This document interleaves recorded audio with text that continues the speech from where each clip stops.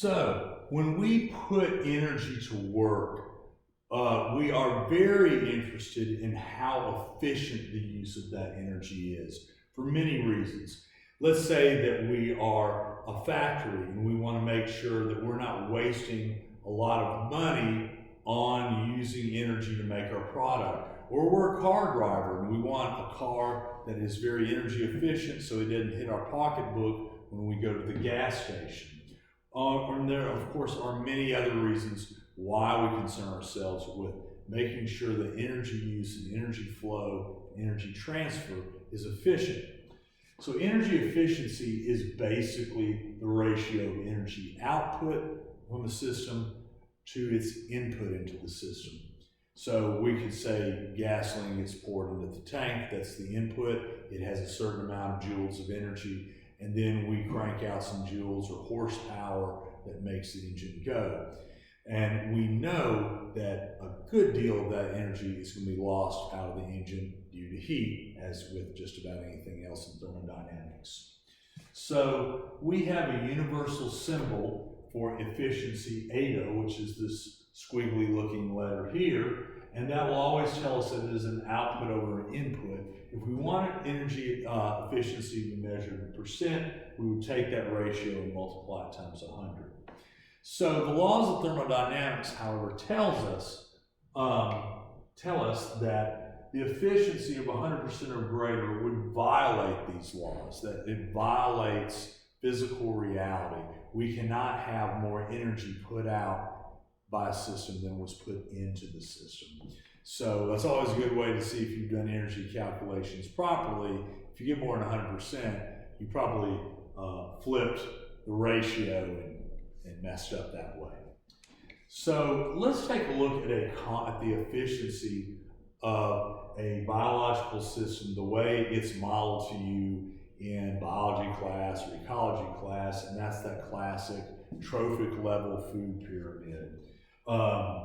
We all know that in a biological system and in an ecological community, we have the sun come down and it basically allows plants to photosynthesize and they produce our food. This, of course, is possible because there are decomposers in the ground like fungi and worms and things like that that make nutrients available in the roots below. But we often think of the ground floor of the pyramid to be the plants, the producers.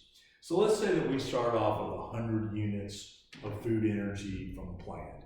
And it gets eaten by a consumer, first level consumer. We usually model that as an herbivore. Let's say it's like some little bug or something that's just a cricket that's chewing on a blade of grass or something like that, or an ear of corn or whatever.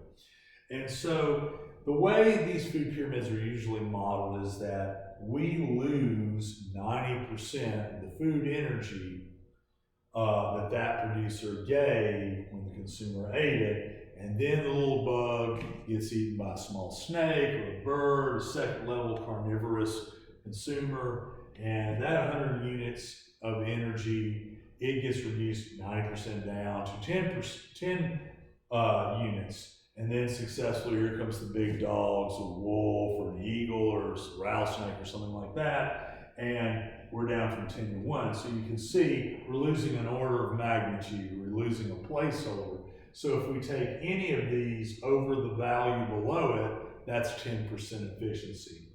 So the food pyramid is often modeled as a 10% efficient model. Is it always exactly like that in nature? No, models are approximations, as we will see more and more in this class, but they definitely obey the laws of conservation of energy and mass that tells us that when we transfer and flow energy through systems, there will be significant losses at every level, at every step of the way. So that is a classic example of how in basic high school science, these ideas of increasing loss of efficiency from an original amount of energy takes place through a system, through those energy transfers. And just to close really quick, here's a very simple way that we work out an efficiency calculation. Let's just take this example, real basic. So a machine uses 500 joules of fuel and puts out 114 joules of work. What would be that machine's efficiency? Output was 114 joules. Input was 500. That would give us a ratio, which would always be less than 1. And we multiply it by 100 to make it a percentage. And this is a 22.8 efficient engine. And this is probably as efficient as a cheap lawnmower engine would be, or something like that. So in conclusion, efficiency is a way that we monitor how well or how poorly energy will flow in and out of systems as it gets transferred as for work or is lost as heat. And always be thinking of where you're seeing the way energy is modeled in your various scientific classes or other things, whether it's you're looking at an ecological system or you're trying to be a smart shopper and buy appliances that keep you from spending too much money because you're wasting too much of it on losses of electricity.